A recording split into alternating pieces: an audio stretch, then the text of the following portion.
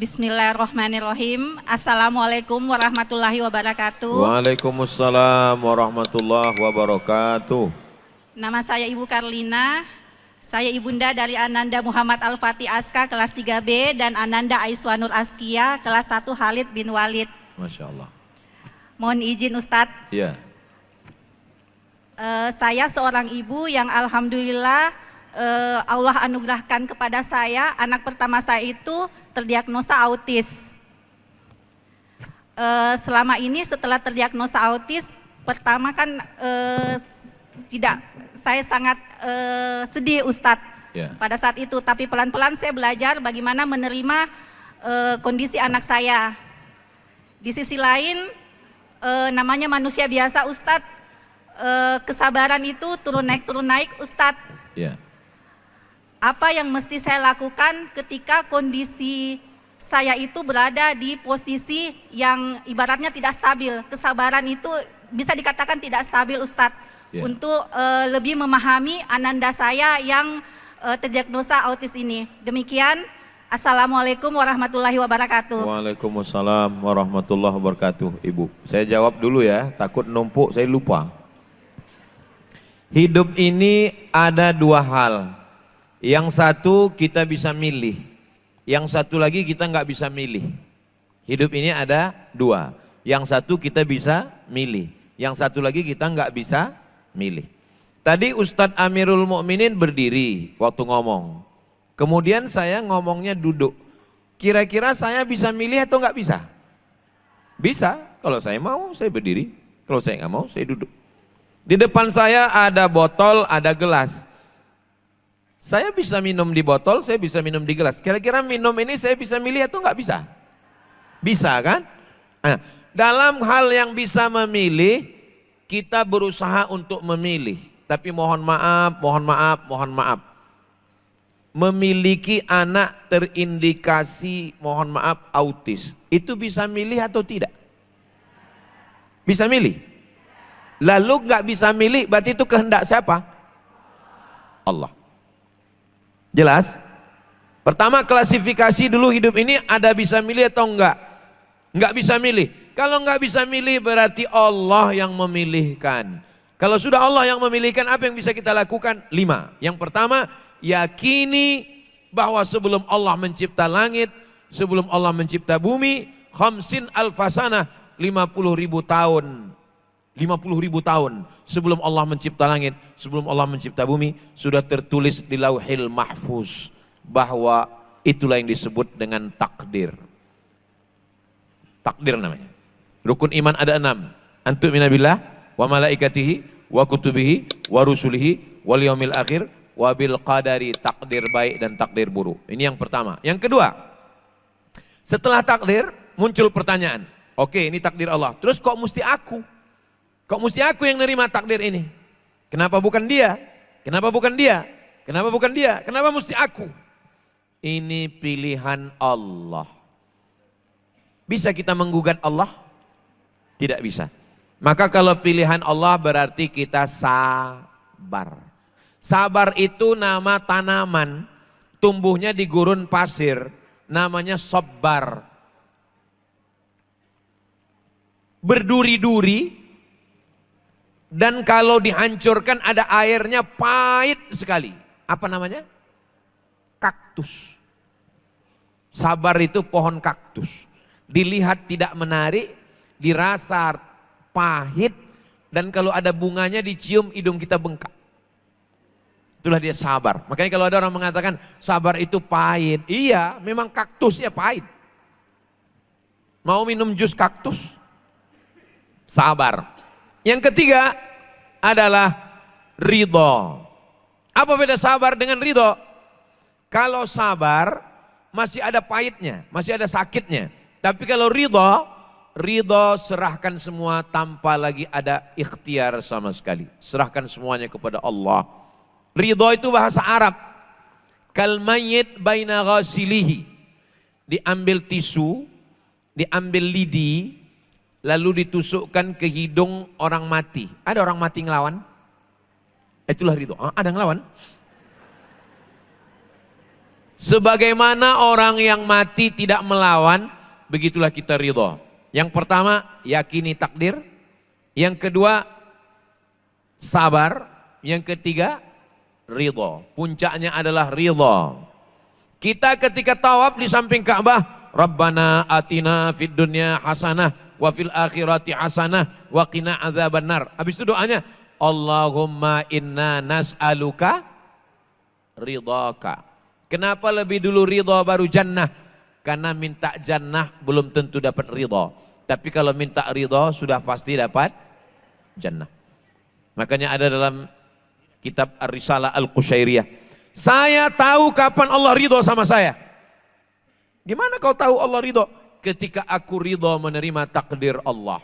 Tapi ini kan ngomongnya aja yang ringan. Menggerakkan anak lidah ini ketika mengalami. Bagaimana perasaan Ibu Dr. Penny? Bagaimana perasaan Bapak Dr. Ibrahim Abdul Samad? Anak dokter berprestasi umur 48 tahun. Ini bukan pilihan. Yang mereka lakukan 3. Pertama, takdir. Kedua, sabar. Ketiga, ridho. Bagaimana bisa sabar? Wasta'inu bis sabri wassalah. Banyak-banyak solat maknanya 2. Yang pertama solat, yang kedua doa. Solat subuh, zuhur, asar, maghrib, isya, duha, tahajud, qabliyah, ba'diyah. Solat itu menyabarkan hati kita. Makanya kalau hati kita sedang susah, ambil air wudhu langsung solat. Kalau kebetulan pagi duha, kalau kebetulan malam tahajud. Kalau kebetulan nggak ada waktu apa-apa, solat sunat mutlak. Solat sunat taubat, solat sunat hajat. Solat itu melapangkan hati kita. Semuanya kita serahkan pada Allah.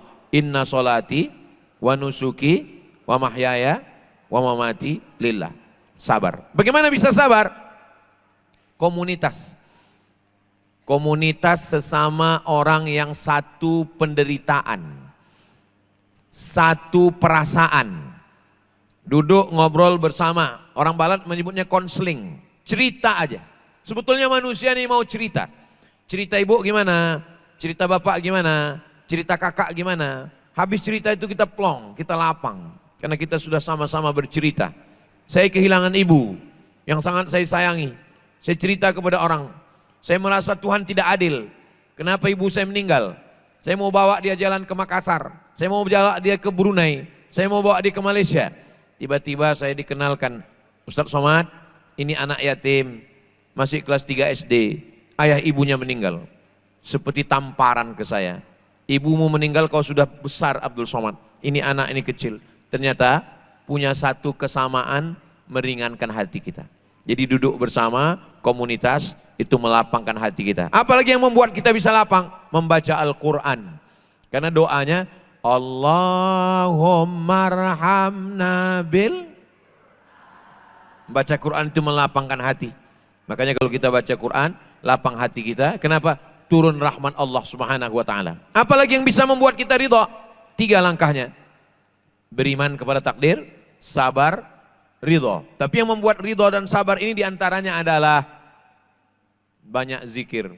Walladzi anzalas sakinata, Allah yang menurunkan sakinah, ketenangan. Memang hati ini punya saya. Dia ada di dalam badan saya. Tapi saya tidak bisa mengatur hati saya. Tak bisa saya atur hati saya. Kapan saya mesti rasa lapang, kapan saya mesti sempit, maka saya mesti banyak berzikir. Makanya dengan berzikir itu menenangkan hati. Ala bidzikrillahi tatmainnul qulub. Ibu pilih zikir apa yang paling nyaman untuk ibu. Apakah istighfar, apakah sholawat, apakah la ilaha illallah, apakah subhanallah, subhanallah walhamdulillah wa la ilaha illallah wallahu akbar, atau sholawat. Kata guru saya, Syekh Umar Al-Ma'ruf Ali, Abdul Somad, kalau kamu bingung zikir terlalu banyak, kamu pilih 3 aja. Yang pertama istighfar. Astaghfirullahalazim, astaghfirullahalazim, astaghfirullahalazim, astaghfirullahalazim. Yang kedua, salawat. Allahumma salli ala Sayyidina Muhammad wa ala ali Sayyidina Muhammad. Yang ketiga, afdalu dzikri fa'lam annahu la ilaha illallah. Zikir itu menenangkan hati. Saya bisa ngomong begitu, Ustadz bisa ngomong begitu kan karena bukan Ustadz yang mengalami, ya. Ketika Nabi Muhammad SAW meninggal, datang Abu Bakar Siddiq. Umar bin Khattab mencabut pedangnya. Siapa yang mengatakan Muhammad meninggal, aku pancung kepalanya. Datang Abu Bakar membacakan ayat. Wa ma Muhammadun illa rasul. Muhammad SAW hanya seorang rasul. Qad khalat min qablihi rusul. Sebelumnya sudah ada rasul-rasul. Mereka meninggal dunia. Ternyata saat saya tertimpa musibah, saya pun juga lupa ayatnya. Orang lain yang akan membacakannya ke saya. Kita ini dalam rangka watawasau bil haq, watawasau bis sabr. Boleh jadi ibu jauh lebih sabar dari saya. Boleh jadi ibu lebih kuat dari saya. Saya kebetulan diberikan Allah membacakan ayatnya supaya sampai kepada ibu. Tapi apakah nanti di akhirat saya lebih mulia? Belum tentu. Nanti di akhirat baru ketahuan siapa yang lebih mulia di hadapan Allah. Ada amal yang lebih tinggi daripada puasa. Lebih hebat daripada jihad, lebih besar daripada mati syahid. Amalnya apa namanya? Ridha menerima takdir Allah Subhanahu wa taala. Makanya nanti setelah semua masuk surga Allah tanya, "Madza turidun?" Hai penghuni surga, apa yang kamu mau? Kata penghuni surga, kami belum dapat satu ya Allah. Kami sudah dapat semua di surga, tapi kami belum dapat satu. Apa itu? Ridhamu. Kata Allah, yang dapat ridhaku cuma satu. Siapa? Orang yang ridha menerima takdirku. Mudah-mudahan kita termasuk orang yang mendapatkan ridha Allah insyaAllah. Demikian Ibu. Wallahu a'lam bishawab. Penanya yang kedua. Bismillahirrahmanirrahim. Assalamualaikum warahmatullahi wabarakatuh. Waalaikumsalam warahmatullahi wabarakatuh. Perkenalkan, saya Bunda Abian dan Lula di SDIT Al-Fatih. Assalamualaikum Ustadz. Waalaikumsalam. Mohon izin bertanya, sebenarnya hanya ke dok buat saya untuk menggunakan kesempatan yang baik ini di tempat yang baik, di waktu yang baik, di hari Jumat setelah asar bertemu dengan Gurunda. Saya mohon izin Ustadz, kami didoakan di waktu yang mustajab ini agar hati kami bisa istiqomah dalam kebaikan. Amin. Dan saya mohon Ustadz berkenan mendoakan anak-anak saya, Muhammad Abian Radinka dan Andira Lula Putri, bisa jadi penegak agama seperti Ustadz. Amin ya Allah. Amin. Amin. Pertanyaan saya Ustadz, Iya. mungkin masalah dalam keluarga kita itu adalah terkait komunikasi Ustadz. Ya.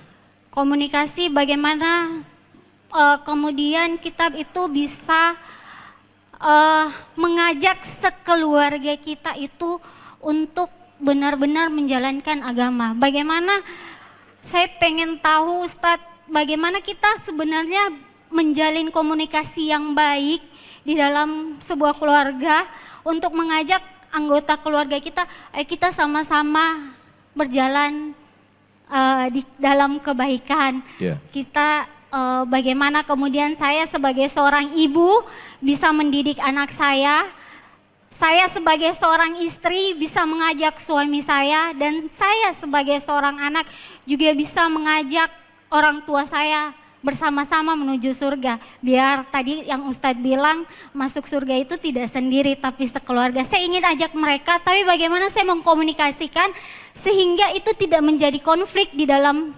keluarga. Terima kasih. Assalamualaikum warahmatullahi wabarakatuh. Nanti di akhir majelis kita sama berdoa untuk anak, untuk keluarga, untuk orang tua, untuk sahabat. Mudah-mudahan kita selalu diberikan kebahagiaan dunia dan akhirat. Jangan ibu bapak bayangkan, karena saya ustadz, lalu saya kalau hari Selasa, Rabu, Kamis di rumah, lalu di rumah saya kayak gini juga ngomongnya. Lalu saya kumpulkan anak saya, Sami, Azik, Sadim, lalu istri saya lalu saya bilang, ya ayyuhalladzina amanu. Jadi enggak begitu. Jadi saya sebagai suami ngomong ke istri saya sebagai anak. Enggak bisa ngomong ke anak saya yang umur 4 tahun lalu saya bilang, sholat. Enggak bisa begitu. Wa aqimus sholah. Enggak bisa. Gimana cara Ustadz nyuruh dengan yang kecil dengan yang besar? Kalau yang besar, itu di rumah sakit itu ada alat loh, sebesar kulkas, nanti darah kita dikeluarkan, masuk ke alat itu. Habis itu anak saya manggil saya Babah, Nanti setelah dicuci darah itu, lalu masuk lagi ke badan kita. Biayanya jutaan. Belum lagi capeknya nunggu selesai. Terus kita kok enggak gitu? Karena ada buah pinggang kita yang nyuci darah kita. Dan gratis. Allah enggak minta apa-apa sama kita. Dia cuma minta untuk diri kita, bukan untuk Allah. Allah cuma minta sama kita, Allahu Akbar. Oh gitu bah, iya. Pergilah ke rumah sakit. Ada orang yang paru-paru susah napas. Judul lagunya Setengah Napasku Pergi. Kita sekarang napas enak. Dan Allah nggak minta apa-apa sama kita. Allah cuma minta Allahu Akbar. Dan bukan untuk Allah, itu untuk kita. Yang udah agak ngerti. Tapi ke Sami kan nggak bisa gitu. Nggak bisa gitu. Kalau ke Sami gimana Pak komunikasinya? Saya bentang sajadah. Udah saya bentang sajadah. Lalu di belakang tuh saya susun ada Batman, ada Spiderman, ada Hulk, ada Super Wing. Ada kumpul semua, saya bilang, Sami makmum sudah siap, maju jadi imam. Langsung dia jadi imam. Wow, ditengoknya makmum, semangat dia. Allahu Akbar. Ada fotonya saya simpan. Jadi komunikasi antar usia itu pun nggak sama. Saya nggak mau ibu-ibu mentang-mentang udah ngaji dengan Ustadz Faurozi, udah ngaji di Al-Fatih, lalu kemudian pulang manggil suami, manggil anak, ya aku ya ayyuhal kafirun. Enggak bisa begitu komunikasi. Saya pernah ceramah di Sulawesi Selatan ini. Sulawesi Selatan, kabupatennya enggak boleh sebut, jaga kode etik jurnalistik. Saya ketemu dengan bapak-bapak, pakai celana jeans, pakai jaket kulit. Gayanya seperti gaya orang enggak sholat. Dia pokoknya Ustadz Somad mesti datang ke rumah, mesti makan di rumah. Kami pun datang. Terus dia ngomong, saya nih Ustadz dulu orangnya nggak peduli agama Pak Ustadz. Sekarang saya sangat cinta pada agama dan Ustadz saya undang ke rumah ini, saya senang dengan Ustadz. Saya selalu dengar ceramah Ustadz. Gimana Bapak bisa bertaubat? Dalam hati saya, ini pasti dia ngomong karena ceramah Ustadz Somad ini. Gimana Bapak bisa taubat? Dia lama diam. Dalam hati saya mungkin dia segan untuk mengungkapkannya. Untung saya nggak bilang karena saya, untung nggak. Karena istri saya Pak Ustadz. Hah? Karena istrinya. Istri Bapak ngomong apa? Istri saya cuma ngomong 5 kata Pak Ustadz. Nanti kalau kamu mati gimana? Nggak ada tablik akbar, nggak ada ceramah, nggak ada sound system. Hanya perempuan yang ngomong dengan suara yang lemah lembut dengan 5 kata. Nanti kalau kamu mati gimana? Kalimat itu masuk ke otak saya Pak Ustadz, masuk ke hati saya. Sampai pas saya mau tidur malam, nanti kalau kamu mati gimana? Pas lagi saya di kantor, nanti kalau kamu mati gimana? Pas lagi saya bawa mobil, nanti kalau kamu mati gimana? Itulah yang membuat saya tobat Pak Ustadz. Baru saya paham, ternyata orang dapat hidayah itu karena yang dari hati sampainya ke hati juga. Maka ibu jangan pernah berhenti untuk berusaha. Rumus ini boleh juga dipakai. Nanti kalau kamu mati gimana? Ya terserah aku kata dia. Jangan pernah bosan. Jadi komunikasi ini bisa jadi lewat lisan orang lain. Undang acara arisan keluarga, cerita tentang sholat, tentang bahwa kita akan mati. Bisa melalui atasannya. Kalau kebetulan dia kantor gubernur, kantor bupati, melalui Bapak Kabak, melalui kepala dinas, kepala badan, kepala kantor. Alhamdulillah Pak Ustadz, dulu suami saya nggak sholat, sekarang sholat. Ibu ceramah? Enggak, terus langsung kepala dinas Pak Ustadz. Kalau nggak sholat, non-job. Bisa melalui lisan orang, bisa melalui buku, bisa melalui di grup-grup kirim video pendek, bisa banyak cara. Tapi di antara semua cara ini adalah doa silahul mu'min, doa senjatanya orang beriman.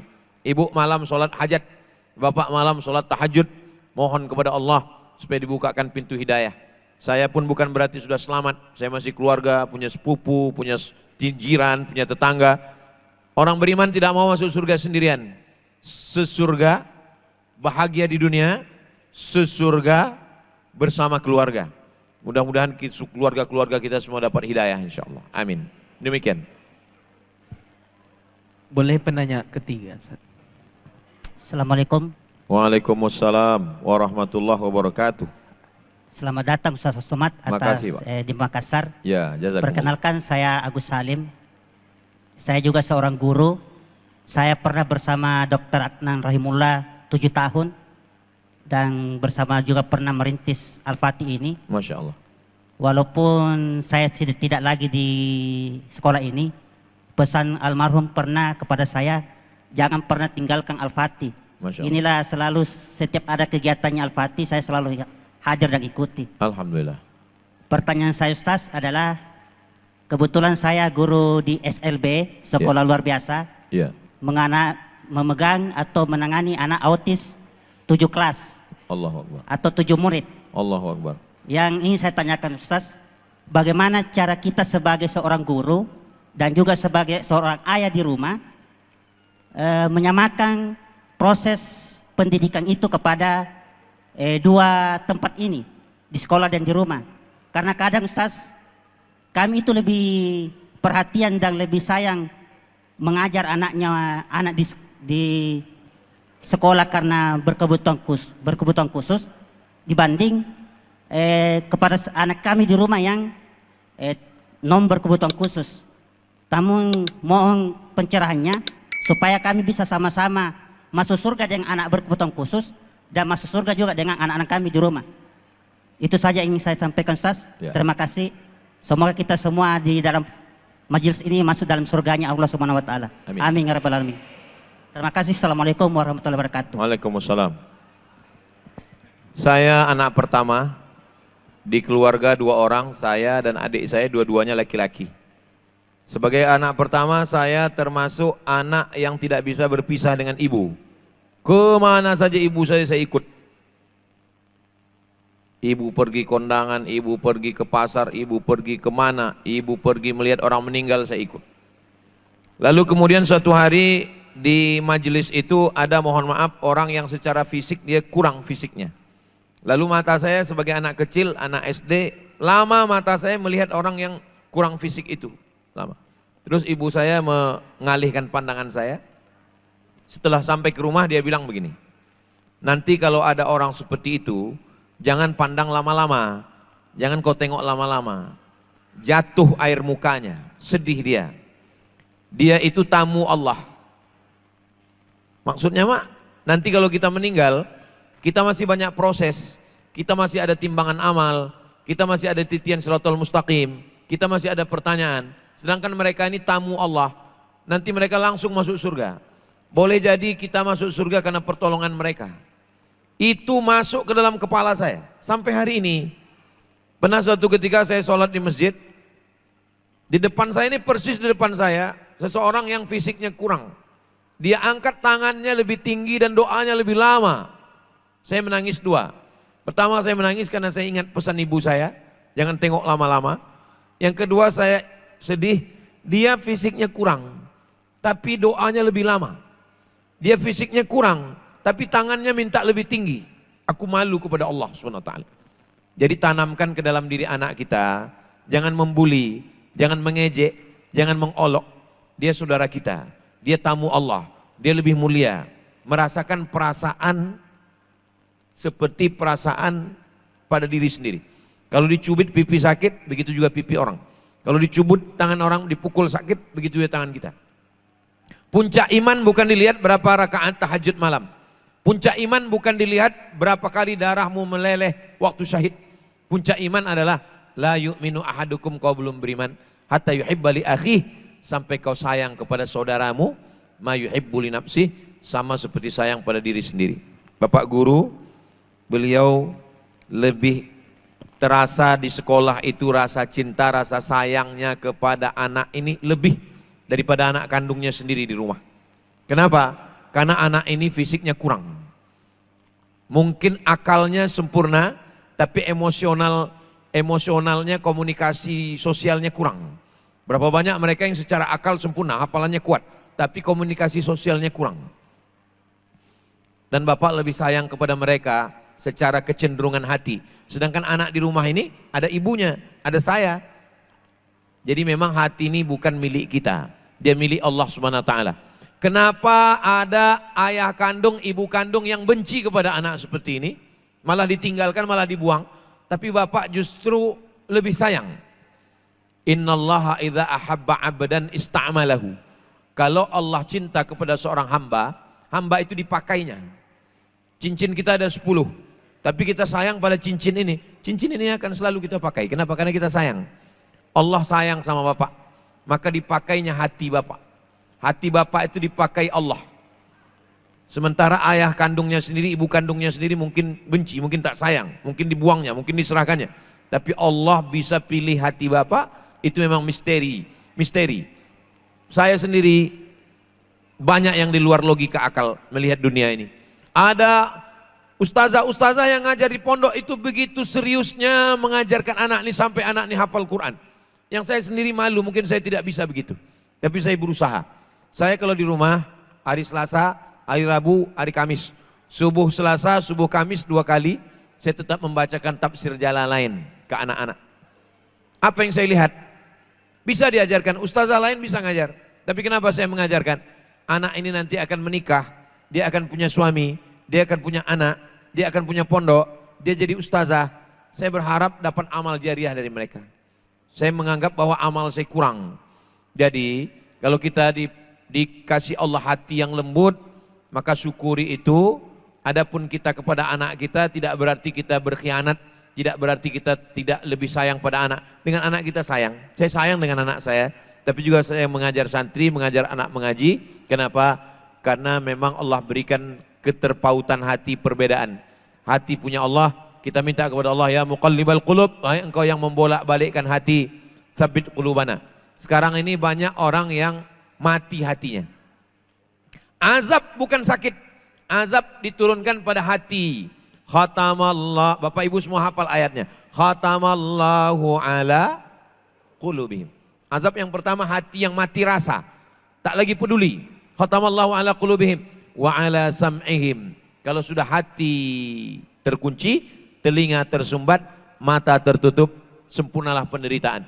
Summum, bukmun, umyun, peka, tuli, bisu, buta, la ya'qilun, tidak lagi bisa berpikir, la yubsirun, tidak lagi bisa melihat, la yarji'un, tidak lagi bisa kembali.